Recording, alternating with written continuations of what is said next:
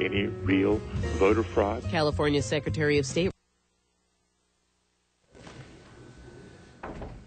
Good afternoon, everyone. It's Monday, November 28th, and this is Moscow's Public Works and Finance Committee meeting. To my right, subbing in, is Jim Boland. To my left, Catherine Bonzo, and yonder be Gary Riedner, the city supervisor. First item on the agenda is the approval of the Public Works and Finance Committee meeting minutes from November the 14th. They were fine. Good. That probably accurately reflects. They were spelled correctly and look good to me, too. Okay. I'm abstaining since I wasn't part of So, it. cool. So they pass. Item number 2 is professional services agreement for design and construction management of the City of Moscow Sanitary Sewer Trunk Line Phase 5 project. Kevin Lilly, with the always riveting discussion on sanitary sewers. Yes. We need them. Yes. Hey, You're kind of haired up for winter, aren't you there, Kevin? Yes, indeed. No shave November. Yeah. It's a requirement. It's in your contract? We have a professional services agreement for design of the next phase of our sewer trunk line. You may recall, well, 2 summers ago, maybe 3, we did phase 3 from the plant to roughly Stadium Drive, actually 2 Stadium Drive, and then last summer from Line Street to 6th. This will take us from 6th to College, and it will also include a connection on State Highway 8 that is approximately in front of electrical specialists. There's currently an 18-inch line there that goes through town past Gritman that has problems with capacity. This connection that we're making now will run that into an existing 30-inch line, and that 30-inch line has been dry. It's been there it was there before I got here, so it's more than 9 years ago.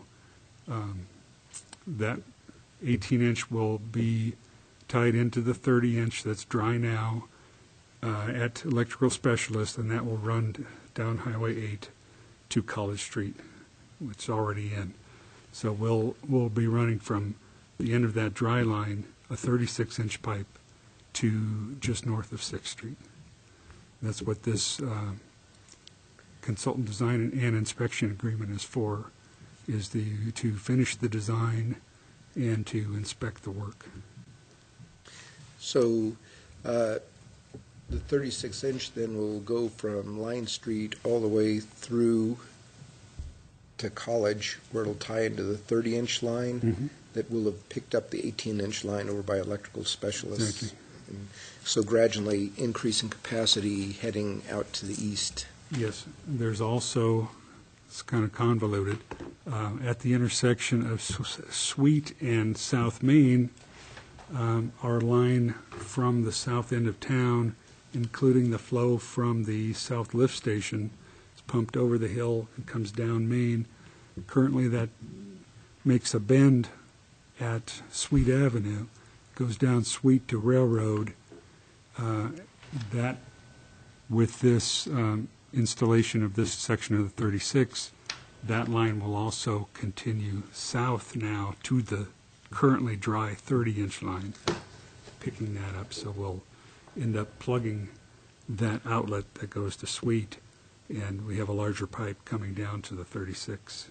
Sounds like we're consolidating a lot of solids. bits. Yeah, and it's increasing capacity for the future. So if you look at our sewer comp plan, we have more to come running east towards the fairgrounds.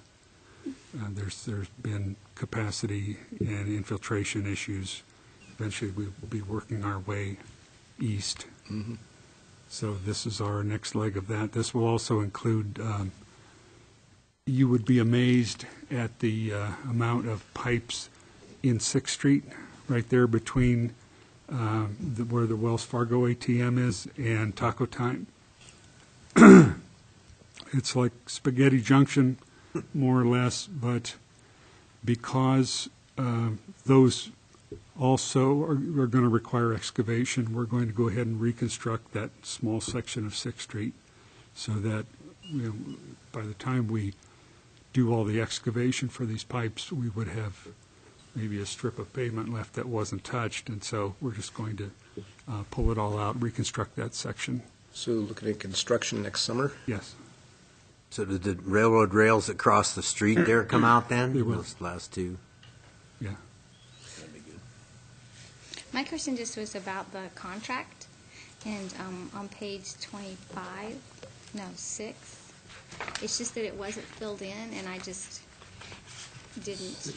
It just says parties, this agreement is made, and blah, blah, blah, and they're blank, and I think, Oh, well, because the it's on 25 or 26 of 25. Am I on the right one? 6th Street pedestrian safety improvements, or am I on the wrong? I'm No, on that's the the wrong. next Sorry, the next contract. one. Sorry. okay, Sorry. good. Never mind. That's a good one. I can answer that one. You can't answer that one. Okay, I can't even. so shall we move forth on this in that Yes. case? I agree. On to consent agenda it goes. Good stuff. Thank you. Thanks, Kevin. Thank you very much. Next up is the ITD state-local agreement for the LHSIP project development. Elisa Sorry, et this al. is the one I'm talking about. Sorry. I had nose. Hi. Hi, and this is my coworker from the engineering department, Nate. So he's become my best buddy for these LSIP grants.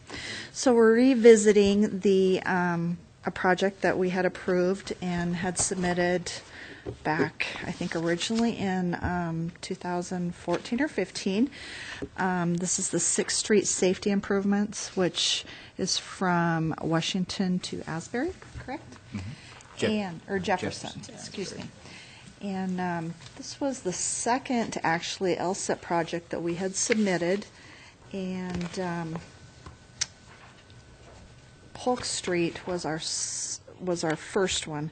Polk needed more money than what they had allocated, and over a period of time, they allowed us to take the funding from the project we're reviewing today, add it to the Polk Street project, and then we resubmitted this project again. And so now it's came back to life, and what is before you today is just actually the project development agreement for those improvements. And I want to look at the page. It's 26. Councilmember. This one had really great drawings on this one to show us little people that don't really understand all the. Can you tell me the paragraph number, because I have a different document than you? I mean, I have the same document, but not in your PDF format. Oh, on the thing it says 3A, and then Down in the bottom right-hand corner or on the left margin? Oh, sorry, page 26. Does it have a paragraph number on the left-hand side of the It page? just says parties, so it comes It's right the- at the top. It doesn't have a paragraph number on mine. Oh, on the very front page. That gets the information, just the date is put in when the mayor signs it. That's it. Yes, Okay. yes, on the very I front just page. didn't know why it was blank. Yeah. And so we wait to fill that out when the mayor signs it. Okay. So what we're looking at today, as I said, just the project development. And I'm going to let Nate share a little bit with you about the actual construction itself, but there's very little development involved in this project. They're asking that we contribute $1,000 of our local match to the project at this time. We will see another contract come forth for construction probably in the spring. And so this will take care of project development. The contract is, or what we call a state-local agreement, is a standard document that we see from them. So it's has a lot more elements in it than what this project will really require. We don't need any right-of-way. We will have no dislocation of anybody, so we won't need to go through any processes that it's talked about. There is not a public hearing that will be required for this, so. But they use the standard contract, and what applies, applies. And so I'll let Nate kind of explain to you a little bit about what they're doing, and you'll see that it's all above ground work. So, Well, as Elisa mentioned, this project is going to be on 6th Street, and it's going to extend from Jefferson to Asbury. So the goal for this is to kind of connect some of the pedestrian access ways that we've created. And in this case, we'll be connecting to the University of Idaho, to routes that are going to be used for the bookstore, for games, things like that. So essentially what it would be doing is taking non-compliant pedestrian ramps and replacing them with compliant, up-to-date pedestrian accesses. And in the case of the Jefferson intersection and the Allman intersection, we would also be adding curb extensions, which would essentially take the curb and move it out into the road.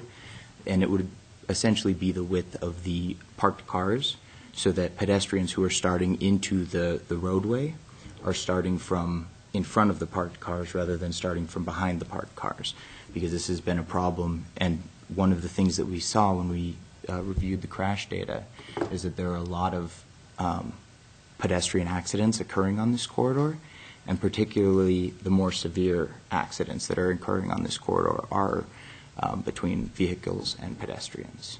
So by providing these, this safe corridor for, ADA access, for handicapped, for bicycle routes, we believe that we can help reduce a significant portion of the accidents that are occurring on this particular corridor. Would you refer to it as a bump out? Yep, a bulb out or a bump out. Yep. Mm-hmm. Good. Relative to the pedestrian drops that are planned at the corner of 6th and Jackson, how is that going to interface with the proposed construction of the extra lane to the south? So because of the uncertainty in that particular area, we chose not to do a curb extension or pedestrian ramp there. That's simply a high visibility thermoplastic crosswalk. So in this case, it wouldn't interfere. So it's just the crosswalk, but they torch Yep, onto the asphalt? Yeah, the more durable, and it's got retroreflective, so it's a little more visible, during, even when there's debris on it or when it's dark. So a few weeks ago, you saw a grant application that we brought before you for illumination on this section of 6th Street that actually goes down to Deacon.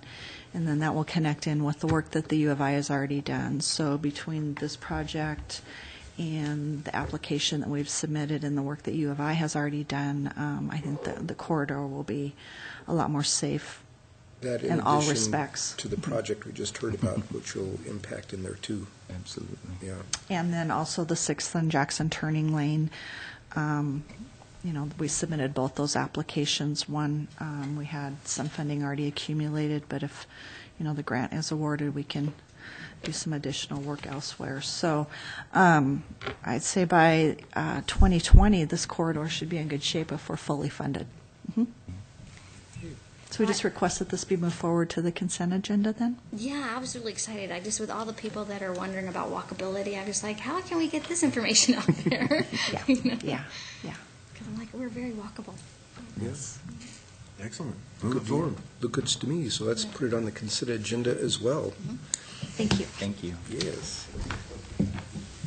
Okay, do you have anything else on the docket? We have nothing, Gary? sir. Well, It's the holiday season. it is, and so we're now adjourned and on holiday.